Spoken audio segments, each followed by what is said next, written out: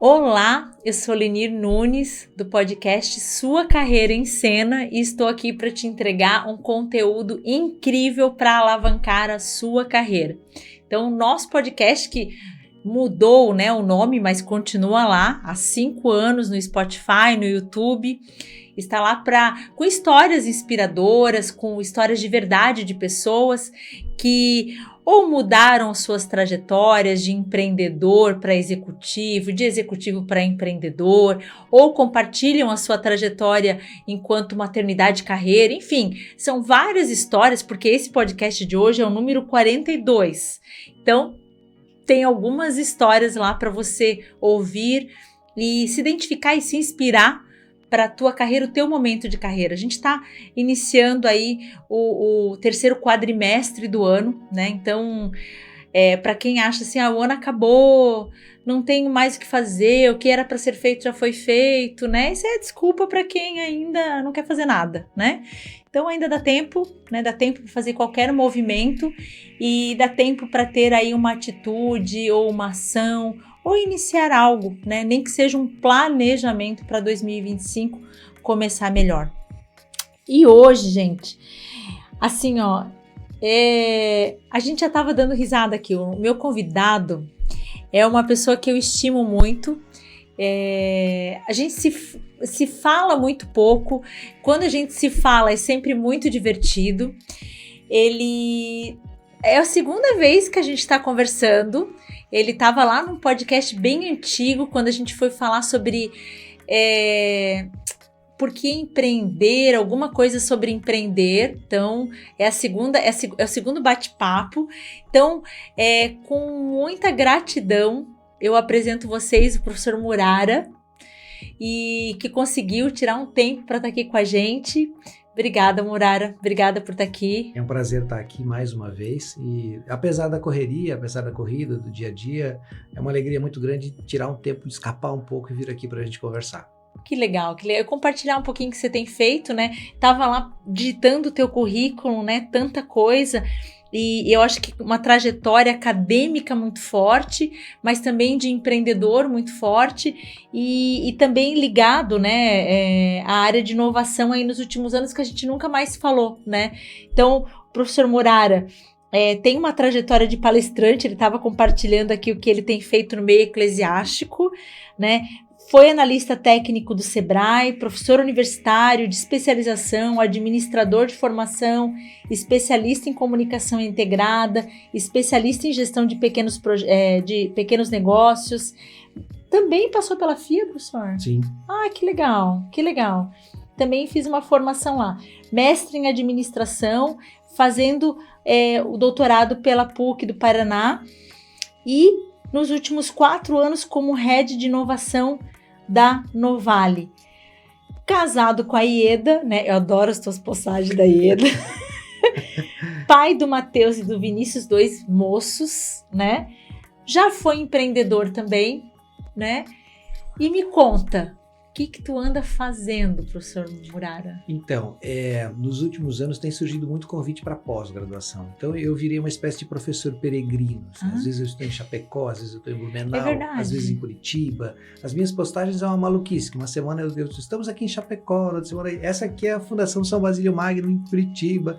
Então é uma maluquice, mas todos os dias eu estou lá no Centro de Inovação de Jaraguá do Sul, no Vale Hub, onde a gente cuida lá de 32 empresas que participam do ecossistema, fazem parte do Centro de Inovação, e basicamente eu estou nessa. As aulas na graduação, como elas exigem um comprometimento semanal durante 20 semanas, há 2 anos eu recuei da graduação.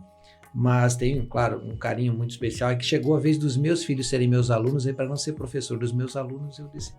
Dos meus filhos, a vantagem de ser professor dos filhos é que neles eu poderia bater, né? Mas nos outros alunos eu não posso. Então vai ser melhor eu me afastar da graduação. Importante a igualdade em sala de aula, né? Verdade. E é bacana, né? Porque assim, a sala de aula ela é muito rica, né? Ela te promove muito.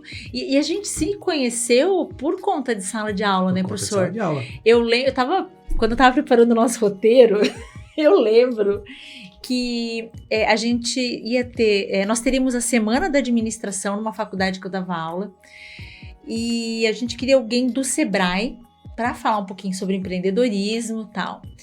E aí o Jaime indicou, né, o professor, e eu fui lá, nossa, vim, né, o professor indicado do Sebrae, e tava lá o professor Muralha com pendrive na mão.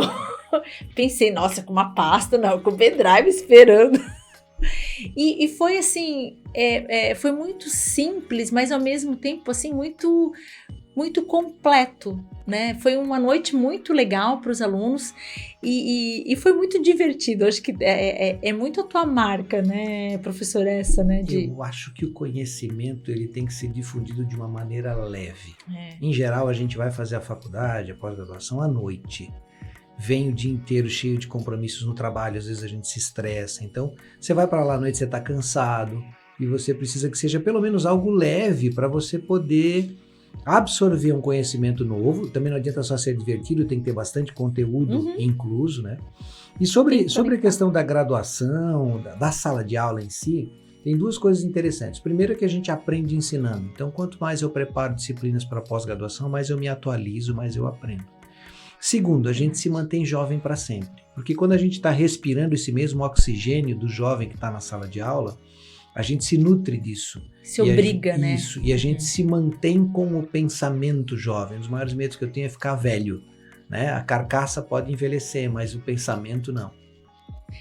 E assim, muito interessante, porque ano passado eu tive um bate-papo sobre inovação, né? A gente falar um pouquinho de o quanto esse tema, que é tão presente, mas tão pouco palpável, né?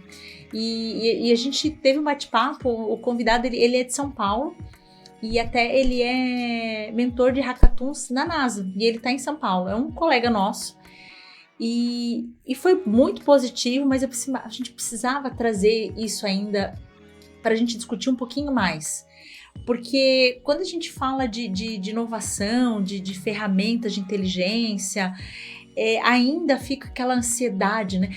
Quando a gente olha, né, novas carreiras, né, quando a gente começa a discutir descrição de perfil com a necessidade de IA, né, e aí eu queria, assim, professor, para contextualizar, né, o que tu tem visto, assim, enquanto competências necessárias, não de conhecimento propriamente, de ferramentas, mas, assim, de que comportamentos hoje dá para esperar dessa galera que quer ser competitivo no mercado? Se não me falha a memória, em 2019, no encontro de Davos, eles estavam discutindo, eles sempre discutem de tempos em tempos quais são as competências do profissional do futuro, né? E tinha algumas coisas lá que me chamaram a atenção, como, por exemplo, criatividade. E aí vem a questão, nós somos podados da criatividade desde criança. Não corre, não pula, não mexe, não põe a mão aí, não vai. Não tira do lugar. Isso. Então a gente é podado da nossa criatividade, de repente a gente vai para o mundo corporativo e alguém diz, precisamos de uma ideia nova, vocês têm até amanhã para criar alguma coisa. Como? Né? Se eu sempre... Não é o modus operandi tradicional. Isso. Então criatividade é uma competência para um profissional hoje que possa estar em alta no mercado. E isso vai continuar, né? E uma outra coisa que me chamou a atenção, que é a capacidade de resolver problemas complexos. A capacidade de resolver problemas complexos. É a segunda vez que se repete as duas competências, né, no Fórum de Davos. Isso. Então, o que acontece? A gente começa a olhar para os nossos filhos, para os nossos sobrinhos, a gente começa a olhar para os nossos alunos, a gente começa a olhar para os estagiários que trabalham conosco, que chegam com 17, 18, 19 anos de idade, e começa a pensar que como eu vou desenvolver neles a criatividade, tentando compensar o que foi tolhido, como eu vou fazer eles resolverem problemas complexos, se para eles já veio tudo com muita facilidade. Eu vejo muitas pessoas falando, porque esta geração agora... Esses dias o meu filho mais velho, está com 19 anos, agora está fazendo faculdade. E ele me falou, o seu avô era carpinteiro e o seu pai foi torneiro mecânico. Não foi difícil para ele estar um passo à frente do pai dele. O seu pai era torneiro mecânico, você fez graduação, mestrado, doutorado, essas coisas todas. Não foi difícil para você suplantar o seu pai. Eu tô lascado, ele disse. Eu tô lascado. Meu pai tá com doutorado. E assim, na sala de aula, como eu dou aula há 30 anos, Os professores estão fazendo chamada, Matheus Murara. Mas Murara? Quem é? Conhece o professor Murara? Esse é meu pai. Aí, sabe, todo começo de semestre, primeira semana é isso. Tanto que na sexta-feira, quando eles falam Matheus Murara, ele já responde, é meu pai. Então, por um lado, as pessoas dizem esta geração não tem a mesma pegada das outras. Mas é mais complicado para eles. A quantidade de competências que eles têm que desenvolver é maior. Para eles, a competitividade com a nossa geração é maior, né? Então, assim, como desenvolver isso? E, por outro lado, eles recebem tudo muito pronto, né? Nós temos aplicativos para tudo. Então, esses tempos eu pedi para o meu filho mais novo. Tem umas roupas que a máquina terminou de bater, aí eu estou saindo para o trabalho, você pendura, né? Terminou de centrifugar, pendura a roupa. Nós, quando éramos crianças, a gente já pensava, bom, o sol é mais forte até o meio-dia, eu vou deixar a roupa na sacada, vou levar o varal móvel na sacada, porque daí já pega sol durante a manhã, no final da tarde é só recolher, dobrar. Não, isso não vem instalado no aplicativo deles. Eu cheguei em casa, ele tinha pendurado a roupa às 5 horas da tarde, porque eu chegava às 5h30, ele pendurou às 5, na sombra e tudo meio embolado, assim, sabe? A gente já, não vou abrir bem a roupa para ela poder secar bem e tal. Então tem coisas que não fez parte da formação deles enquanto problemas complexos, entende? E aí agora não adianta a gente querer cobrar. Então se as pessoas falam da geração Z, se falam dos millennials, culpa disso, muito dessa culpa, dessa parcela de culpa é minha, pai, que talvez não tenha instigado desde cedo o pensamento com relação a problemas complexos, com relação à criatividade, com relação à lógica. É lógico que eu preciso colocar no sol. Ou perguntado mais, ou trazido algumas questões assim, e devolvido mais algumas questões, né? Então, além de nós sermos os culpados por isso... Tá. Eu estou me apropriando porque as minhas são pequenas, então eu ainda posso corrigir, claro, né? Claro, ótimo.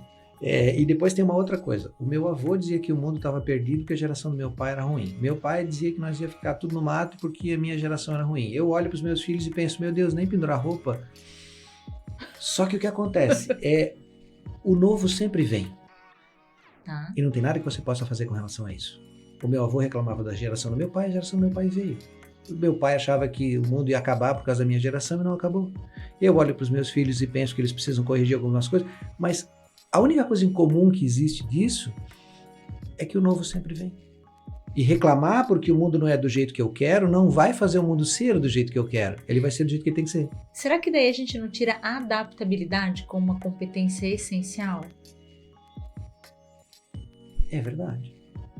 A adaptabilidade no sentido assim de...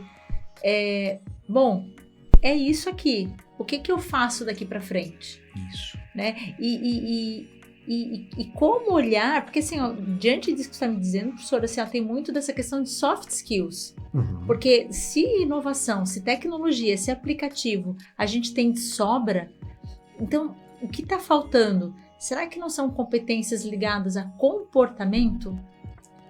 Olha que interessante. Quando nós éramos adolescentes, jovens, quantos dos nossos pais, tios e pais dos nossos amigos, dos nossos colegas faziam sessão de terapia com uma psicóloga? Não, terapia era para quem tinha problema. Isso. Que caos.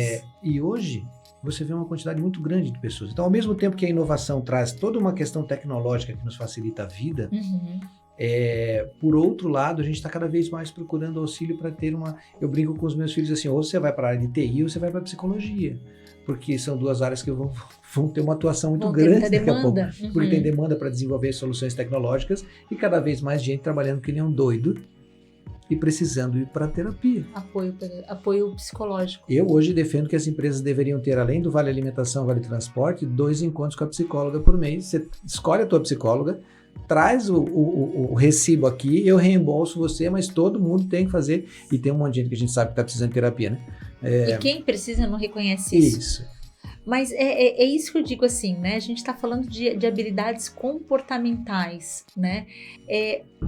Como que esse estagiário de 17, 18, 19 anos está vindo para o mercado de trabalho ou está vindo se não está sendo ensinado, até pela ausência dos pais, a maioria deles o pai é ausente, né? Ou pela constituição de família, que o pai tem que trabalhar, não tá... Como é que essa galera tá vindo pro mercado, professor? Na verdade, nenhum de nós estávamos preparados para isso. Se a gente for fazer uma análise da evolução da inovação, de 1900 para cá a gente evoluiu muito pouco, né? Evolução e o tempo. De repente, nos últimos anos, houve um crescimento absurdo. As primeiras linhas de telefone chegaram aqui em Joinville há exatos 30 anos, em 94, 93. De lá para cá, a gente mandava só torpedo, depois as fotos eram de uma qualidade bem chinfrim, daqui a pouco o teclado do telefone sumiu, ele virou smartphone, a banda larga ficou mais larga, tudo isso numa velocidade muito rápida. Então nós não estávamos preparados para esse impacto da inovação. O impacto da inovação nas nossas vidas, ele está cada vez mais acelerado. Nós não estávamos preparados para isso. Como não estávamos preparados, a gente não se preocupou em se atualizar, ou em pensar, ou em planejar como seriam os dias de agora. E o detalhe é que a gente mal está assustado com os dias de agora, mas não se tocou que essa velocidade exponencial vai continuar. Vai reduzindo cada vez mais, né? Isso, ou seja, a nossa resposta tem que ser mais rápida.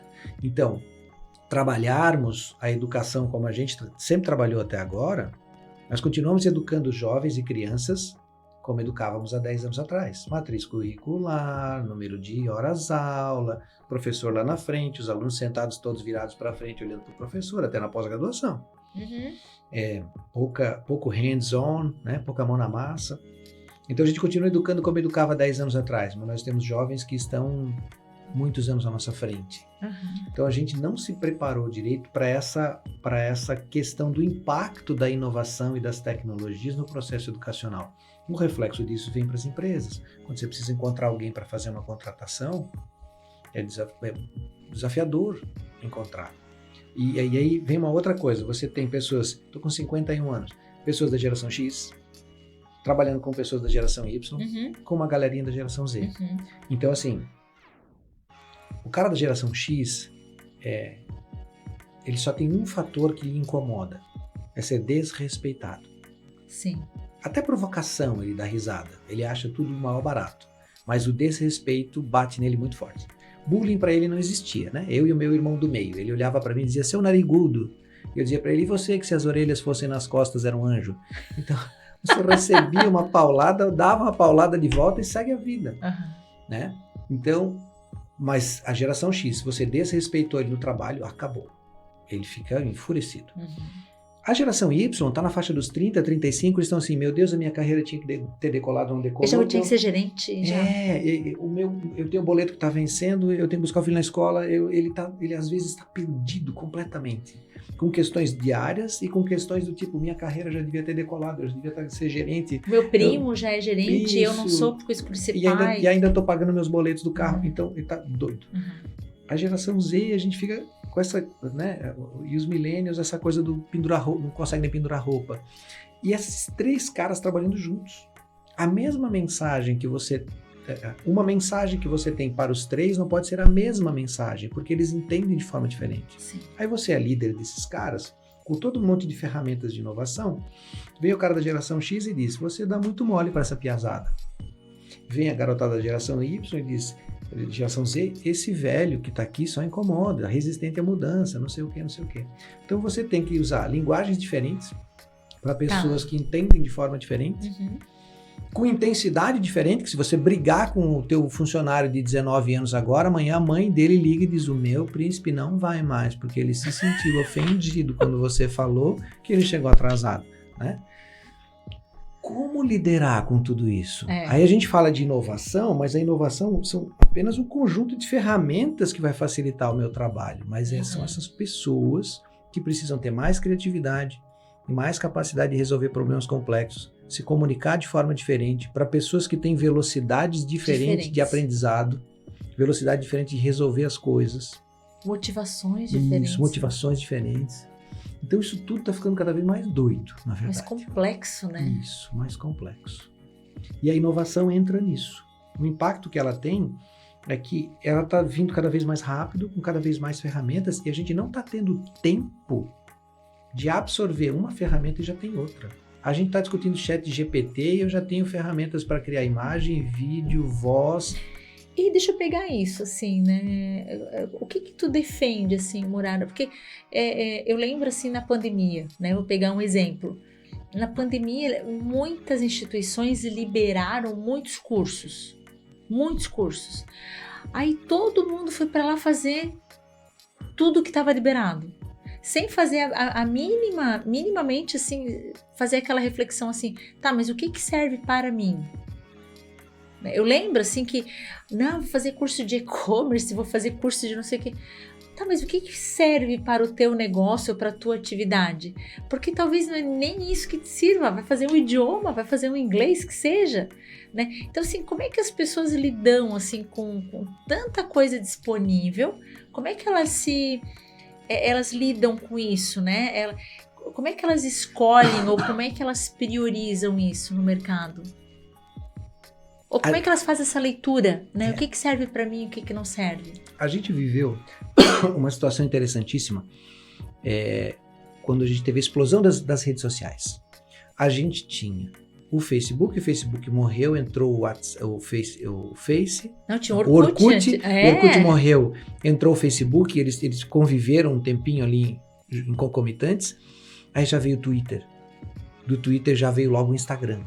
E nós estávamos numa loucura de tentar administrar várias redes sociais ao mesmo tempo. E no fim das contas, depois de muito tempo, a gente percebeu que cada uma tinha uma finalidade. Sim. E que em uma eu vou trabalhar questões profissionais, na outra eu vou questões pessoais, na outra eu vou seguir pessoas influentes na área que eu trabalho para identificar pontos importantes. Então, a gente primeiro se aprofundou num monte de coisas, né? Se jogou de cabeça num monte de coisas, para depois entender o que cada uma fazia. E eu acho que a pandemia é um período que a gente precisa fazer, ainda temos que fazer muita pesquisa sobre para entender a loucura que foi a pandemia. Porque nós somos jogados para o home office, sem nós, eu digo, boa parte do percentual dos profissionais. Alguns que eram serviços efetivamente de manufatura tinham que ficar na fábrica trabalhando. Mas enfim, fomos jogados para o home office. Os líderes não estavam preparados para liderar em home office. Os funcionários não estavam preparados para a liberdade de ficar em casa. Então foi tudo muito doido. Muito doido. Né? E aí nós não sabíamos o que fazer naquele período. A gente descobriu que tinha filhos. Que Isso. E aí, assim, façam esses cursos, façam essas capacitações, desenvolvam esses trabalhos. Porque como a gente não sabia o que fazer, o que veio no cardápio a gente serviu. Mas assim, foi uma mudança doida que as pessoas parece que não estão sabendo, não souberam lidar, né? Eu acho que isso causou e tem causado, né, essa confusão mental e continua, porque eu acho que é um cardápio tão vasto que as pessoas não conseguem. O próprio LinkedIn, eu lembro quando o LinkedIn veio em 2008, era inglês ainda, né? Aí eu lembro que uma pessoa falou assim, mas ele é tipo, eu nunca me esqueço, é tipo eHarmony, que era um site de relacionamento muito famoso nos Estados Unidos, né? Eu falei assim, pelo que eu entendi de trabalho, pelo menos eu tinha me cadastrado pensando nisso, né? Então, como, né, como lidar, porque eu acho que assim, cada vez mais as mudanças elas serão mais rápidas, né? Eu lembro o podcast, professora, assim, a gente tá com o nosso podcast no ar há 5 anos. E quando nós começamos, ninguém tinha podcast, nem era forma de consumir conteúdo ainda podcast. Poucos consumiam, né? Ainda o pessoal ainda era muita live, né? E ainda tem o público que consome live, né?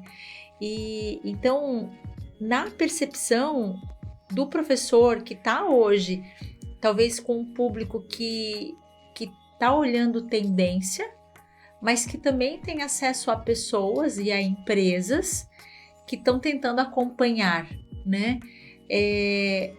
Qual é o comportamento desejado de quem ainda não está aqui no nível de inovação competitivo, né? Talvez de uma startup que é muito conectada, né, à inovação, mas que também não quer tá aqui atrás, né? Não quer estar na máquina de escrever. Isso. Né? Não há... A primeira coisa que é importante a gente entender é que assim, não existe mal algum em nós sermos empreendedores tradicionais. A pessoa que quer montar um salão de beleza que vai se transformar numa rede de 5, 6, 7 salões e que vai atender vários bairros e que vai tocar isso como um empreendimento. É um empreendimento tradicional, tá tudo bem. Se todo mundo decidir ter uma startup, a gente vai entrar num caos. Porque ninguém mais vai criar frango, ninguém mais vai construir casa, ninguém mais vai... ninguém mais vai querer botar a mão na massa. Ainda tem espaço para negócios tradicionais. 99,3% dos negócios, para te dar um número que eu absolutamente não sei se está certo, mas 99,3% dos negócios são tradicionais. É loja de roupa, calçados, cabeleireiro, açougue, entende? Um número pequeno de empresas são startups, tá? Ou que desenvolvem tecnologia. E basicamente toda a tecnologia ela é desenvolvida para melhorar um processo tradicional. Tá. Por exemplo, o local onde eu corto o cabelo. Tá. Tem um app que na verdade está ligado ao WhatsApp. Então eu mando a mensagem, ele dá grade de horários, eu escolho o horário, confirmo, lá escolho quem é que vai cortar meu cabelo e tá tudo certo. Eu só chego lá no horário e faço. Então, é uma tecnologia? É. Vai facilitar a minha vida? Vai. Mas ele serve para dar suporte para um negócio tradicional. Cortar o cabelo. Então, se você olhar no seu celular neste momento, praticamente todos os aplicativos que você tem são para auxiliar você em algo tradicional. É verdade. Antes a gente ouvia rádio. Talvez eu e você não tivéssemos acesso a ser locutores de rádio. Hoje as rádios têm problemas seríssimos. Tá todo mundo no Spotify. É verdade. Entende? A televisão aberta está tendo problemas seríssimos. Está todo mundo no streaming. Todo mundo é youtuber, todo né? Mundo todo pode mundo ter um canal no YouTube. Entende? Então foi democratizado. Até quem tem voz ruim, né? Tá no... Bom, gente com voz ruim que canta, isso já é histórico, né? Faz muito tempo. Mas enfim. Não, tem essa seleção, né? E eu vejo, olhando para o pequeno negócio, né? Para o pequeno negócio ou para a empresa que ainda não olha a inovação com aquele olhar assim, né? Vou ter que fazer um investimento, né? Como é que eu avalio aquilo, né? Como é que... Vou pegar o ChatGPT, né? Eu vejo assim, ainda algumas pessoas falando assim, mas eu vou deixar as pessoas que trabalham comigo preguiçosas. Então, tem uma questão interessante com relação a isso. E na minha percepção, eu falo assim, não, eu vou, na verdade, usar o que é de melhor das pessoas que trabalham comigo. E aquilo que é operacional, eu vou delegar. Isso. Porque a gente estava num congresso recentemente e a gente estava falando do chat. E aí, porque a gente tem que organizar os prompts para poder extrair o melhor do chat GPT. E aí eu fiz uma brincadeira assim, para usar o chat, você tem que fazer curso de coaching. Aí começaram a rir, né? Tá, e agora o que sai disso? Porque para usar o chat você tem que fazer boas perguntas. Isso. E a gente aprende isso quando faz a formação em coaching, né? Dada a proporção, é isso. E para eu fazer boas perguntas, eu preciso dominar o conteúdo. Isso. Fora o chat, professor, eu acho que quantas outras tecnologias, às vezes a gente deixa de utilizar, a gente deixa de usar a inovação, seja para o empreendedor individual, seja para o executivo, seja para a empresa, por medo, né, medo de experimentar, medo de investir A gente tem alguns fenômenos que estão acontecendo. O ChatGPT, ele é a ponta do iceberg, ele é a primeira coisa que nos surgiu. É o IA que ficou acessível, né? E aí eu brinco muito na sala de aula dizendo que para usar a inteligência artificial eu preciso ter um mínimo de inteligência natural. Que legal. Né? E principalmente, eu vou usar o ChatGPT para que ele me ajude nas coisas que eu sei mais do que ele. Aí alguém pode dizer, poxa, que arrogante o professor Murara dizer que ele é mais inteligente que o ChatGPT. Não, é assim, ó. Eu trabalho com empreendedorismo tradicional há 20 anos e com empreendedorismo de inovação há 4. Então, quando eu vou fazer uma pergunta para o ChatGPT, a pergunta ela é gigante, como se eu tivesse feito um curso de coach de empreendedorismo. A pergunta é gigante. Eu dou todos os caminhos das respostas que eu quero, organizado do jeito que eu quero. Quando a resposta vem, que ela vem 10 vezes mais gigante que a minha pergunta, eu começo a limpar. Isso aqui eu não sei de onde ele trouxe. Bobagem. Isso aqui é para a realidade americana, não vale a pena aqui. Lá é o Vale do Silício, Brasil é o Vale do Suplício. Isso aqui não faz sentido, né? E aí você começa a acrescentar coisas. Isso aqui é interessante, mas eu acho que falta aqui acrescentar que a gente tem uma questão cultural no Brasil que é assim, assim, assim, e aí você incrementa o texto. O texto nunca fica 100% como ele sai do ChatGPT. Então, o que o ChatGPT faz para mim é o que o AutoCAD fez para os engenheiros. Todo mundo fazia o desenhozinho na mão, na prancheta, passava 2 dias fazendo desenho. Ele é lá, Você perfumar. Isso, e aí você vai no AutoCAD, dá as orientações e o desenho fica pronto. Isso tirou a inteligência do arquiteto, do engenheiro? Não. Só fez ele ganhar tempo. Então o ChatGPT, ele é uma ferramenta de inteligência artificial para nos auxiliar a ganhar tempo. É claro que se eu fizer uma pergunta sobre mecânica de avião, eu vou ter que comer com farinha o que sair do ChatGPT, porque eu não entendo nada de mecânica de avião. Então eu não vou usar o ChatGPT para me arriscar em coisas que não são da minha área. Eu vou usar para aquilo que eu sei mais do que o ChatGPT. Mais do que aquilo que vai sair do ChatGPT. Que precisa ter uma complementação humana. Ou uma diversificação de algumas... E é bem interessante isso, né? Eu acho que ele trazer opções, né? E eu acho que voltando à questão do Fórum Econômico Mundial, quando a gente fala das competências, né? Criatividade, resolução de problemas complexos. A gente nem vai falar de todas as outras... São 15? São 15 sempre. São 15, apontadas, né? Mas tá aí 2... Há 20 anos atrás, era ser engenheiro, ser médico, ser administrador. Ou seja, era a formação. Há 20 anos atrás. E agora, soft skills. Há alguns anos já é soft skills, tá? Então, sobre soft skills e sobre inteligência e tecnologia, olha só que interessante. Se a tecnologia realmente fosse o fator primordial, bastava eu comprar uma máquina fotográfica power e todas as minhas fotos seriam maravilhosas. Mas é o olhar do fotógrafo. O professor Neto, a gente trabalha junto lá no Centro de Inovação, ele pinta quadros, né? Ele é artista plástico. E ele falou assim, o fato de existir uma IA generativa que cria imagens jamais vai substituir a criatividade e o olhar do ser humano. A mesma coisa em relação à fotografia e à máquina fotográfica. Porque senão o cara vai fazer um dinossauro montado num tubarão voando sobre a igreja matriz de Joinville e um céu azul, entende? É o olhar do artista, é a forma como ele vê. Um quadro é a forma como o artista vê o mundo. Uma foto é a forma como o fotógrafo vê o mundo. Não interessa se ele usa um telefone celular para fazer a foto, se ele usa uma máquina fotográfica de 20 mil reais. É a habilidade que está por trás, né? É um soft skill.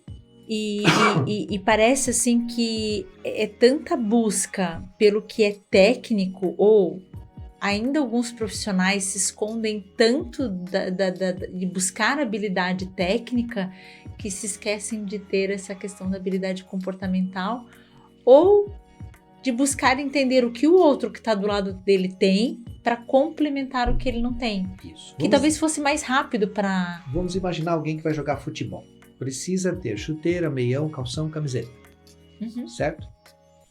O conhecimento técnico, saber usar as ferramentas, a tecnologia, a inteligência artificial, é o uniforme. É questão básica. Você não entra em campo para jogar se você não tiver uniformizado. Entende? Então, se eu só estou preocupado em ter o uniforme e não entrar em campo para jogar e ficar no banco de reservas o tempo todo, saio de casa para quê? Entende? Então, as pessoas, não, vamos buscar o conhecimento técnico, vamos entender tecnologia, vamos sei o quê.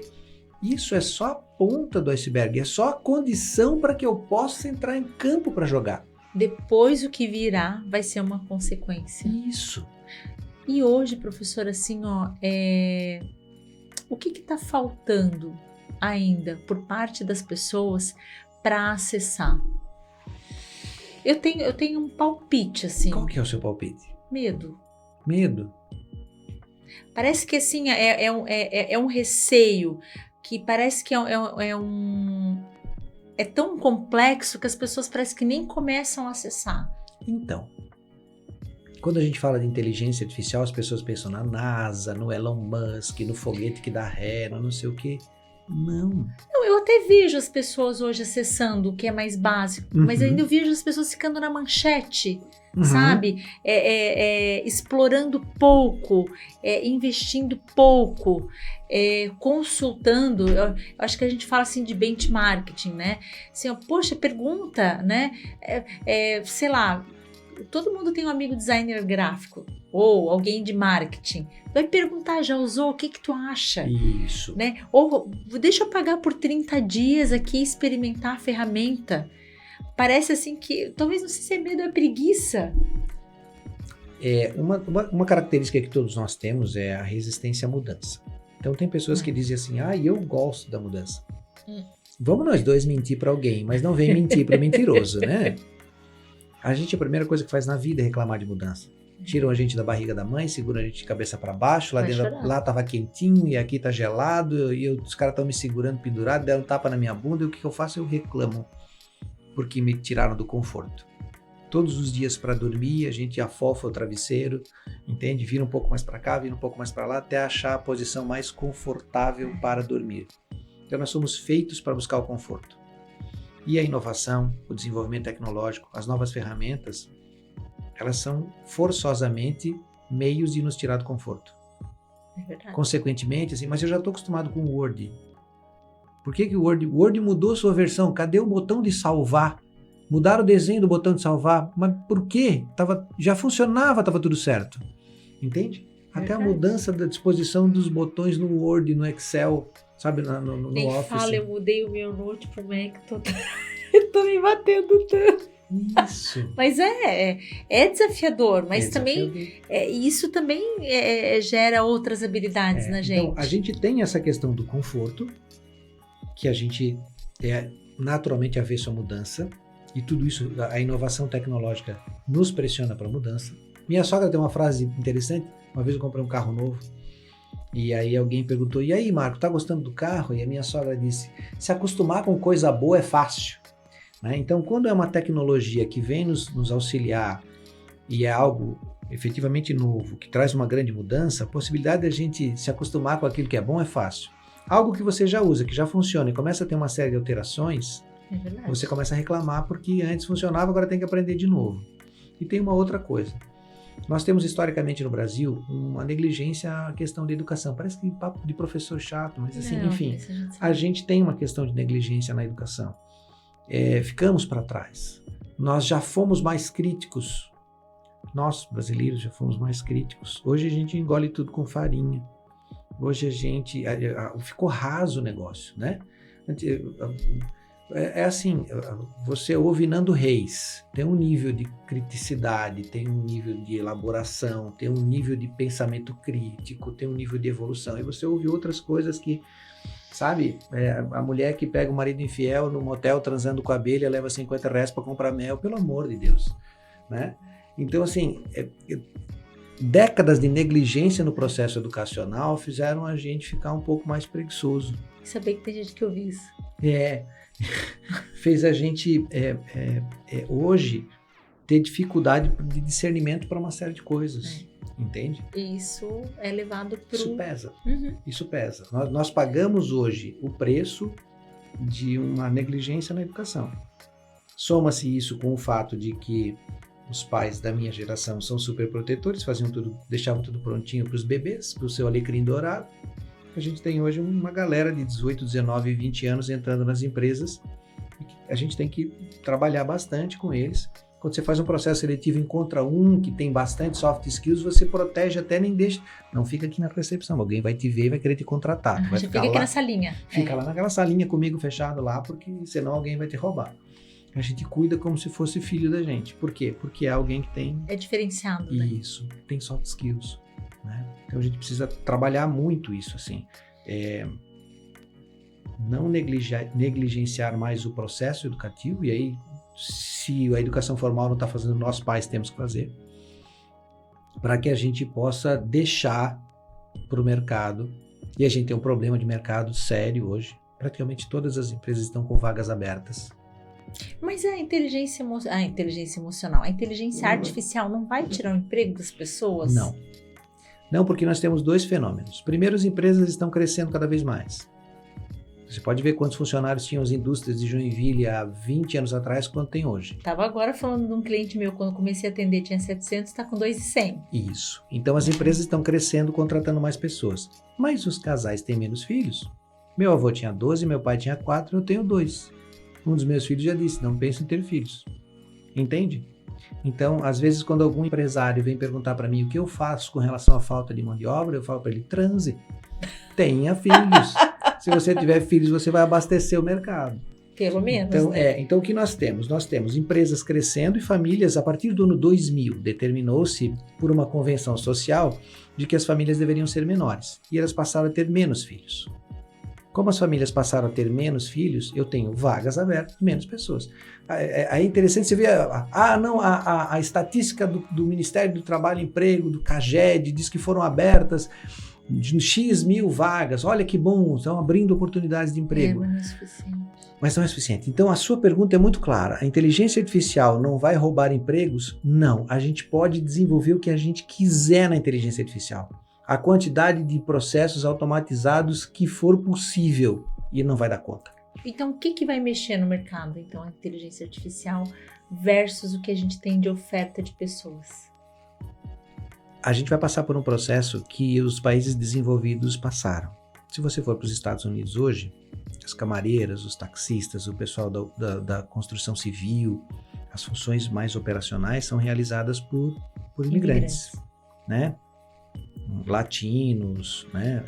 Muitos indianos taxistas em Miami, quenianos. Eu tive em Denver alguns anos atrás, os taxistas são quase todos quenianos, entende?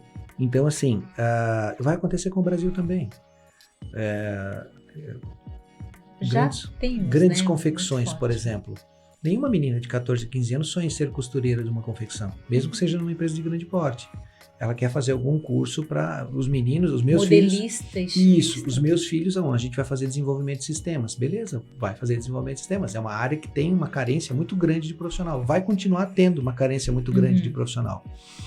Mas, e as funções básicas? Faz parte da evolução de um país, todos os países evoluídos passaram por isso, faz parte da evolução de um país que a sua população queira se capacitar em questões técnicas com salário de maior valor agregado e, consequentemente, as funções mais simples não vai ter gente para preencher. Claro que é fácil a gente dizer isso nós dois aqui em Joinville, num pequeno oásis que é Santa Catarina em relação a trabalho e emprego e a escolaridade. Em outras regiões, em outras regiões do país talvez não seja essa a realidade. Certamente não é essa a realidade. Sem nenhum tipo de juízo de valor, mas apenas olhando características, né? Exato. Então, assim, existe uma tendência dessa garotada nova cada vez mais querer funções ou trabalhos ou profissões que estão ligadas à tecnologia, que estão ligadas a algo que tem maior complexidade e maior valor agregado. E outras funções a gente vai ter problema e vai continuar tendo problema. Então, essa é a escala de competências versus mercado. Isso, basicamente é o que a gente está percebendo há alguns anos, né? O que as estatísticas estão mostrando para a gente nos últimos anos é essa evolução. Pode ter gente que diz, não, acho que o professor Murares está errado. Os números e as estatísticas têm mostrado isso para a gente. Pode ser que amanhã ou depois mude, mas eu acho que é uma tendência mesmo, né? Eu acho que a gente já vem nessa crescente mesmo há um tempo, né, professor? E assim, ó, uma pergunta assim que me veio agora em mente, assim, ainda as pessoas, na sua percepção, e principalmente olhando sala de aula, as pessoas têm olhado mais o desejo de ir para empresas, ir para grandes empresas ou abrir seu próprio negócio? Continua sendo um desejo, na maior parte dos casos, de ir trabalhar nas empresas, desenvolver uma carreira profissional trabalhando para organizações. Tem crescido cada vez mais o número de alunos que desejam montar seu negócio próprio. Então, se lá, 20 anos atrás, quando eu comecei a lecionar empreendedorismo, você tinha 1 ou 2 na sala de aula, hoje você tem 5, 6. Entende? Uma turma de 25, 30. Hoje você tem 5, 6. Então começa a existir um desejo maior por isso. Embora seja uma questão também muito regional. Pode ser que em outras regiões do país seja diferente. E o lance do empreendedorismo, ele também tem uma coisa comportamental do meio onde se vive. Se eu sou de uma família, se eu sou de uma família onde todo mundo tem negócio próprio, existe uma possibilidade muito grande de eu montar meu negócio também. Se eu sou de uma família que todo mundo é CLT, meu pai, né? Meu pai dizia, eu tenho uma profissão, minha carteira de profissional é limpa, eu tenho só um emprego, vocês precisam ter uma profissão, um emprego fixo numa empresa, que vocês ganham o salário de vocês e tal. Para ele, empreender era uma loucura, era um devaneio. Responsabilidade. Isso.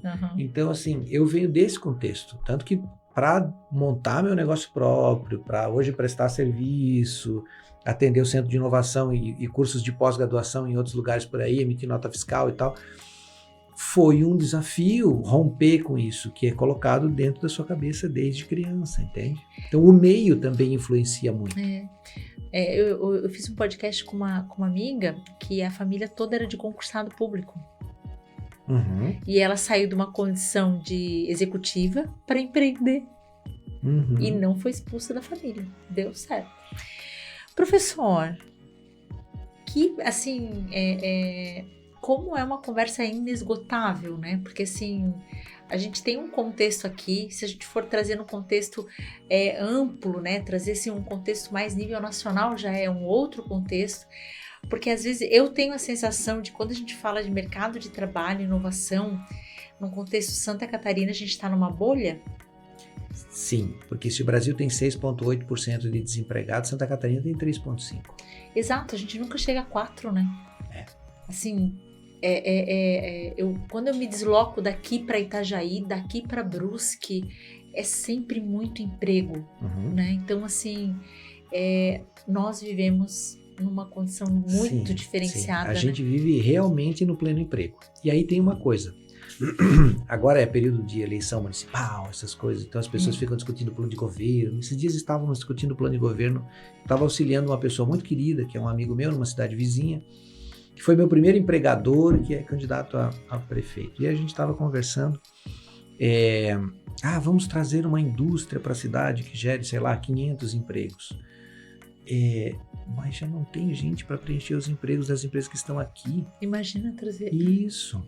Se a gente traz uma empresa que vai gerar 500 empregos, eles vão tirar pessoas que estão trabalhando nas empresas daqui. E outra coisa, então vamos trazer 500 pessoas de outra região para vir para cá. Eu tenho um outro problema. Se eu trago 500 famílias para a cidade, mais creche, mais escola, mais leito hospitalar, mais posto de saúde, mais rua, mais loteamento clandestino, mais gente, sabe? Problema. Não adianta eu atender uma questão empreendedora e criar um problema social. Entende? Então, muitos pensamentos dos anos 90 e dos anos 2000, coloca aí no plano de governo que nós vamos gerar não sei quantos empregos, não sei o quê. Gente, geração de emprego não é problema nesse momento.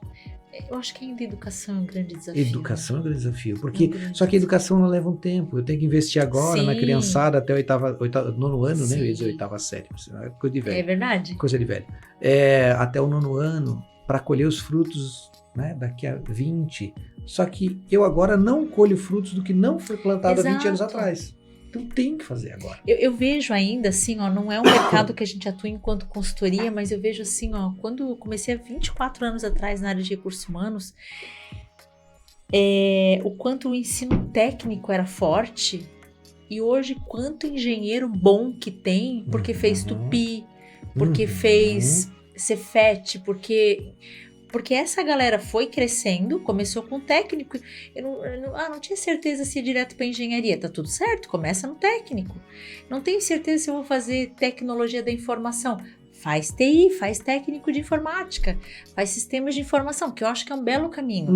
Né? Eu brinco, não vai fazer engenharia civil se tu não tem certeza se quer trabalhar em obra, faz técnico de edificações. Gasta menos tempo, menos dinheiro e menos empurrinhação para os pais. Então eu acho que o ensino técnico ele preenche uma lacuna bacana de mercado, né? E olha que eu não tenho acompanhado muito, mas eu vejo assim tão pouco atenção para isso, né? Sim. Mas deixa eu te fazer uma pergunta, Murara. Quem é o Murara que não tá no LinkedIn? Quem é o Murara que não tá no LinkedIn? Já teve cervejaria, já teve um monte de coisa, né? Eu fabrico minha própria cerveja. Ainda? Isso é uma desculpa para tomar cerveja, né? Embora eu tenha feito uns acompanhamentos médicos, eu preciso diminuir um pouco o consumo de cerveja, mas tudo bem, não tem problema. Então, fabrico minha própria cerveja, nessa brincadeira de fabricar a própria cerveja com o meu irmão, a gente montou um bar em Guaramirim. Eu lembro, ainda tem? Não, a pandemia chegou, fechou por quase 6 meses, e aí depois só pelo delivery, e ainda assim as pessoas estavam com muito medo, e o estabelecimento era ao lado da casa dos meus pais, e os meus pais faleceram na pandemia, então a gente não teve mais absolutamente vontade alguma de tocar o negócio, a gente acabou fechando as portas. Mas eu lembro da cervejaria. Sim. A gente encontrava os amigos lá, tocava rock and roll lá. Sério? Isso é uma coisa que eu tenho saudade, um lugar que toca rock and roll. Enfim, saudosismo. Eu sou um cara que gosta de dormir, sou um cara que gosta de não fazer nada. Mesmo? Mas quando criança, os meus filhos diziam, pai, eu tenho que fazer um trabalho de escola. Qual a coisa que você mais gosta de fazer? Nada. Tem tanta coisa para fazer durante a semana, de manhã, de tarde, de noite, que no fim de semana, se eu puder não fazer nada, eu não faço nada. Os meus sobrinhos pequenos, o Andrezinho e a Bia, eles me chamam de o velho do sofá. Sério? Uma vez, que a história é interessante. Nós estávamos lá em casa e aí chegou o Andrezinho, eu tava vendo televisão e ele falou, tio, vamos jogar bola lá fora? Eu falei, não. Você não vai jogar bola comigo, tio? Eu falei, não. Seu pai tá aí? Ele falou, tá. Então seu pai vai jogar bola com você. Por que você não vai jogar bola comigo, tio? Porque os meus filhos já cresceram. A minha fase de jogar bola, ficar lá fora no sol, suando, correndo, já passou. Mas você vai ficar aí no sofá? Eu falei, o dia inteiro. E aí ele me apelidou de o velho do sofá. Sério? E aí, mas quando chegar os netos, tu vai jogar futebol? Futebol? Quando chegar, sim. Talvez eu esteja guardando energia para isso. Deve ser. Deve ser. Mas gosto muito de calmaria. Já meus tempos de loucura já passou. E hoje tu curte ler ou tu ouve podcast? Eu curto podcast que eu consigo fazer dirigindo. Porque tu tá sempre em deslocamento, né? Assim, eu vou dar aula em Chapecó. Eu vou Pois dirigir 6 horas, 7 horas dirigindo. Aí eu vou ouvindo podcast. O que tu tem ouvido hoje? Filosofia. É mesmo? Totalmente fora. Puxado pelo meu filho mais novo. Meu filho mais novo, de repente, começou a me perguntar algumas coisas sobre filosofia. E aí ele disse, vou comprar um livro do Sêneca. Eu falei, tá bom. Aí ele tava lendo o livro. Complexo. Aí ele falou, ele tem 17 anos, vai fazer 18 agora. Aí ele falou, poxa, que interessante a visão do Sêneca de que a gente tem que aproveitar a vida não pode ser desperdiçada, a gente tem que viver os momentos, a gente tem que não sei o quê. Aí eu falei pra ele, Vinícius, você não pode esquecer que o Sêneca era um romano rico no ano de 49 depois de Cristo. É fácil você dizer que a gente tem que aproveitar a vida, que a gente não pode desperdiçar momentos, que a gente tem que viver na plenitude quando se tem tudo, né? Aí ele olhou pra mim com uma cara. As pessoas que não têm nada, que tem um monte de boletos, as pessoas que estão com alguém com uma doença grave na família, as pessoas que estão passando por problemas de verdade, elas não conseguem pensar nisso. Então você tem que sempre, quando você lê alguma coisa de filosofia, entender o contexto, quem é o cara, onde ele viveu, quando viveu, qual era a realidade dele naquele momento. E aí você filtra e tira as coisas com um pouco mais de consciência. Então, por causa dessas conversas com o Vinícius e das coisas que ele está lendo, eu comecei a ler um pouco mais. Mas quando tem o tempo, tá meio tá meio corrido. A gente vai filtrando também, né? E um conselho ruim, assim, que tu recebeu ao longo da tua trajetória? O conselho ruim que eu recebi na minha trajetória. Teve uma vez que eu fui... Em geral, as vezes em que eu fui demitido foi pela minha língua afiada, né? Sincericídios, essas coisas assim. Então, o pior conselho que eu recebi foi quando alguém disse pra mim assim, Marco, a vida não é uma festa, a vida é algo sério, você tem que levar a vida mais a sério. Foi o pior conselho que eu já recebi na vida. E foi, ao mesmo tempo, o melhor conselho que eu recebi na minha vida. Tu classificaria já nos dois? Nos dois, porque eu pensei, oi? Não, peraí, essa visão que você tem a meu respeito tá errada? Por isso que ele foi ruim. Ele foi ruim para absorver, mas depois eu pensei, não, eu vou arregaçar as mangas, sacudir a poeira e vou mostrar para eles que eu não sou o bocó que eles acham que eu sou. Então foi bom porque ele serviu como alavancagem para criar vergonha na cara, voltar para a faculdade e fazer uma série de coisas que tinham parado no meio do caminho. Eu era bem jovem na época. Mas foi o pior porque doeu. E era verdade, né? E quando é verdade, dói muito. Bateu, doeu, E aí depois também serviu como mola propulsora para... E tu é uma pessoa que dá bons conselhos? Até onde eu sei, sim. Eu acho que sim. Às vezes o mesmo conselho serve para mim. E aí é um outro capítulo, né? serve para mim, mas eu não necessariamente sigo. E aí eu fico pensando, por que eu... né? É tão bom para os outros, por que eu não aplico? Não tem aquela fala assim, olha, eu tô falando para ti, mas eu tô falando primeiro para meus 2 ouvidos. Isso.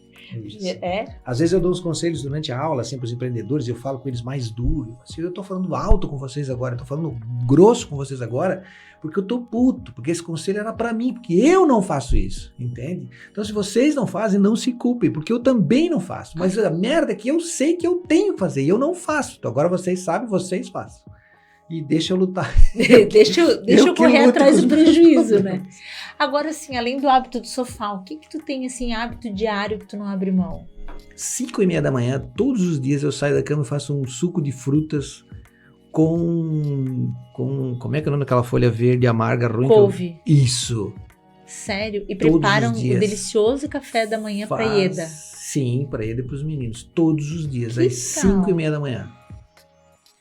Tenho poucas qualidades, talvez essa seja uma delas. Mas então, tá liberado o sofá no final de semana. Tá liberado, acho que acorda cedo. Às vezes no domingo eu já corto tudo, coloco em pacotinhos assim, põe no congelador. Sério? De manhã só tiro do congelador e faço um suco verde, mas tem muito mais fruta do que couve.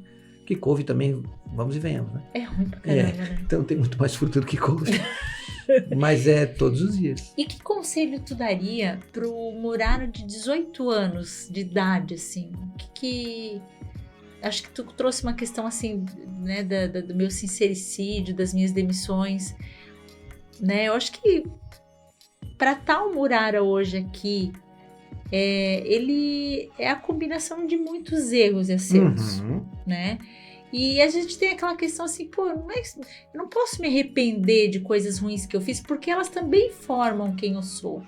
Mas se tivesse uma coisa que tu pudesse dizer pra ti, pro Muraro de 18 anos de idade.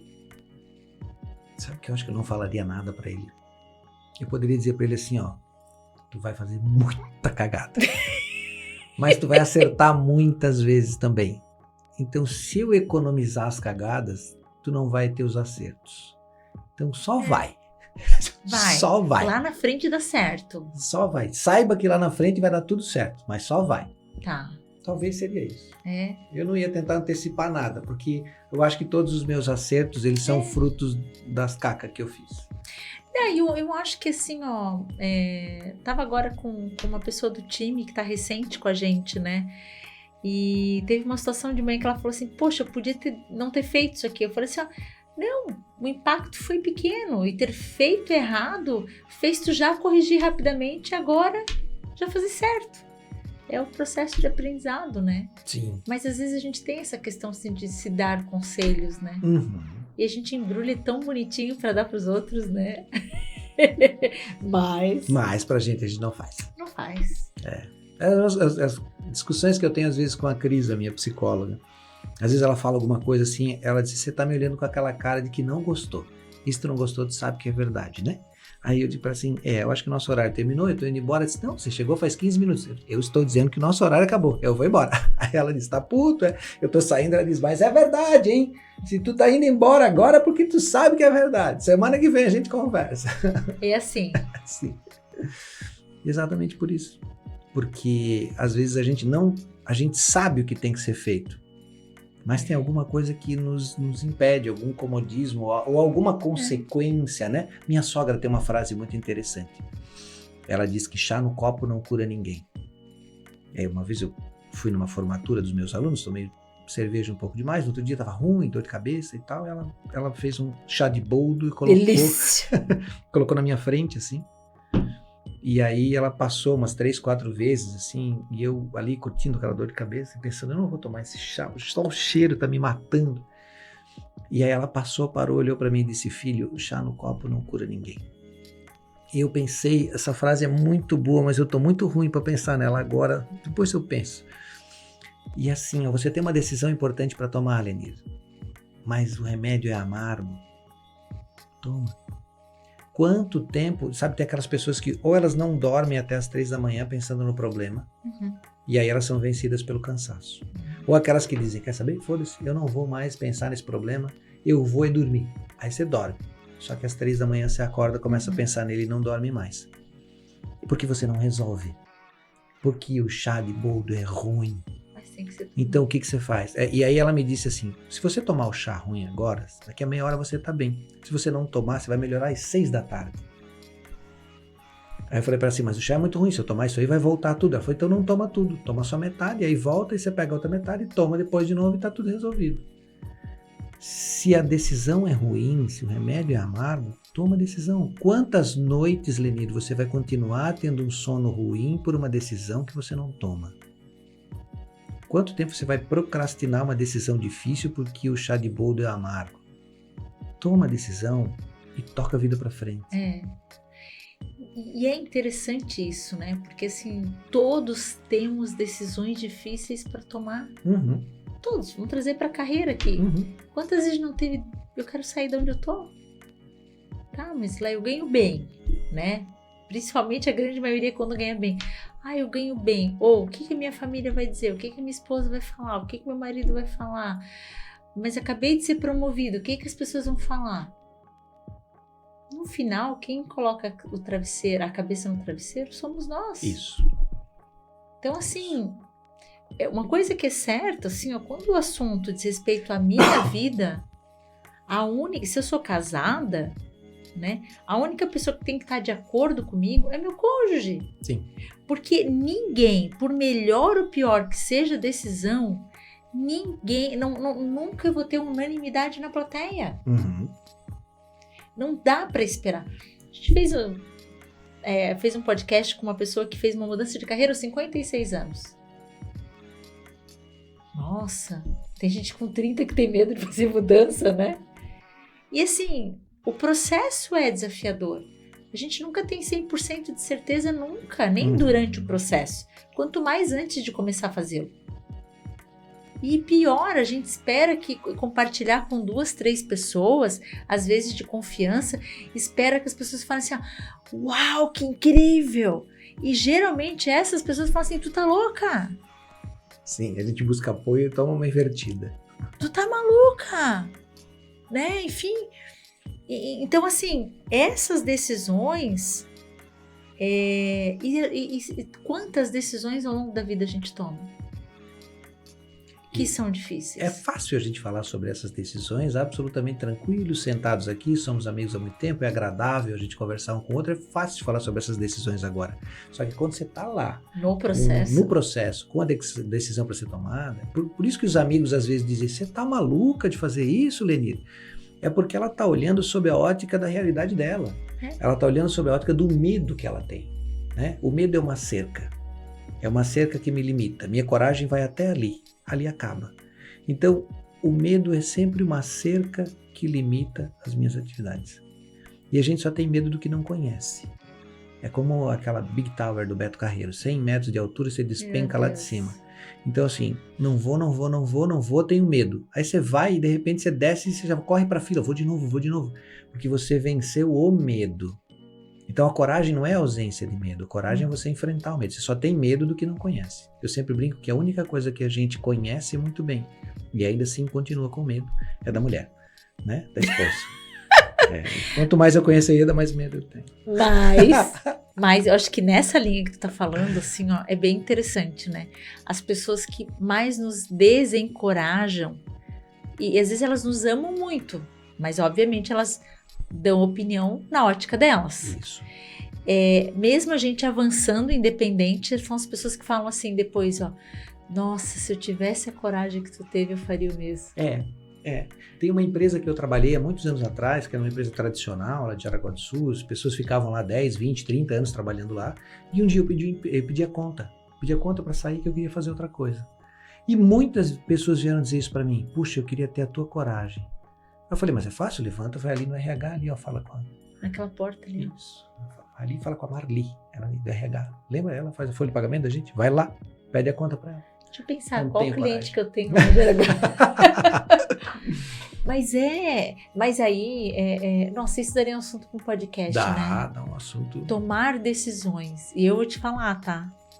Tô no momento disso, tá? Sim. Quando eu saí do Sebrae, trabalhei 12 anos lá, eu amo, todo mundo trabalha lá, foi maravilhoso, o que eu aprendi lá não tá no gibi, Mas um dia eu tive que tomar essa decisão e eu me enrolei meses com essa decisão, meses, até que um dia eu... Quando eu larguei de dar aula na pós, Murara, adorava sala de aula, adorava. Nossa, eu amamentava antes, no intervalo, porque eu me lembro, você ia dar aula, levava as meninas. Levava as meninas para dar aula, dizia assim, nossa, curtia. E eu tava indo dar aula em São Bento um dia, e eram 5 noites, na segunda aula eu pensei, ó, eu podia chegar lá e ter um aluno que reclamou, né? Olha só, aquilo durou 3 segundos e eu pensei assim, ó, que protagonismo é esse que eu tanto falo? Na hora. E eu pensei assim, ó, não dá. Neste ritmo não dá. Eu tô perdendo uma idade incrível das minhas filhas, um período incrível. Eu vou perder um período de dar aula, talvez não me queiram mais depois, mas esse tempo delas eu vou me arrepender. Entendi. E eu cheguei em sala de aula e me despedi dos alunos. E eles falaram assim, ó, professora, tu vai dar aula na outra... não sei. Galera, todo mundo me segue no Instagram, vocês vão me ver. E naquele dia eu decidi e não voltei mais para a sala de aula. Entendi. E aí investi mais ainda no podcast para matar um pouquinho da vontade. E dá muita vontade de ir. Dá muita vontade. Porque aí, assim, ó, é abrir mão de algo que a gente gosta, que a gente ganha de muitas formas, a gente se sente contribuindo. E a minha filha mais velha ainda fala assim, ó, mamãe, você não vai mais dar aula para os adultos? Porque ela também curtia, porque ela via minha felicidade antes, durante e depois. E para elas era o maior barato, que chegava lá, todo mundo pegava elas no colo. Não, era o cachimbo da paz. Todo mundo paparicava. Nossa, tinha aluno que falava assim, ó, professora, posso pegar um pouquinho? É porque eu saí 7 horas da manhã de casa, eu tô com o bebê em casa, sabe?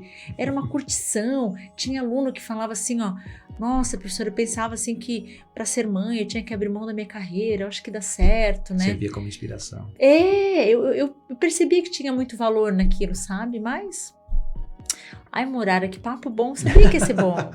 Onde é que as pessoas te acham? No Instagram e no LinkedIn. Na BR indo pra Chapecó, né? Isso, pra Curitiba, Chapecó. Esse fim de semana eu fui pra Jacarezinho, nunca tinha ido pra lá. Olha que isso, gente. É no norte do Paraná. Eu só sabia que a Grazi Massafera nasceu lá. Ah, é? Sabe e tu achou que quando ela se separou do Cauã Raymond, ela me mandou um WhatsApp, né? Eu falei, não, a fila andou, eu tô casado, tô bem, larga do meu pé. Bobagem, capaz. Ai, capaz. Mas tu tá no LinkedIn Marco Murara. Marco Antônio Murara no LinkedIn e Prof. Murara no Instagram. Né? Isso. Beleza. Tu responde? Respondo. O meu Instagram, ele é uma bagunça, assim, é foto com os filhos, é foto dando aula, reels de coisas do trabalho, é uma salada. O LinkedIn é mais fácil. O LinkedIn, assim, ele é mais profissional. Aliás, preciso dar mais atenção para ele, produzir mais conteúdo importante para colocar nele. Às vezes eu dou uns hiatos, assim. Já compartilha depois o nosso podcast lá. Sim. Assim que estiver no ar, eu quero... Que legal. Eu quero te agradecer imensamente, assim. Para mim é um prazer, uma honra estar aqui. Nossa, ficou uma satisfação da outra conversa. Né? Eu acho que ficou assim, meu Deus, que assunto que a gente vai inventar, porque eu sabia que ia ser bom, né? E aí eu tava te acompanhando nesse tema inovação e eu acho que se conecta muito com carreira e é esse teu dia a dia também, falar com executivos, com profissionais e na sala de aula, então ia dar um caldo muito legal, então obrigada. É interessante que a gente se encontra pouco e conversa pouco, mas quando a gente se encontra para conversar, parece que foi semana passada, né? Exato. Então a gente tem um grupo de professores, muitos professores que se conhecem, né? Que fazem parte do nosso grupo, que quando a gente se encontra é muito satisfatório, alegra o dia. Né? Podia juntar uma Bonesse, uma Vilma, um Jarco. Já pensou? É um podcast de 4 horas, né? Mas aí tinha que ter cerveja junto. Ah, meu Deus, eu não bebo. Obrigado, querido. Eu que agradeço.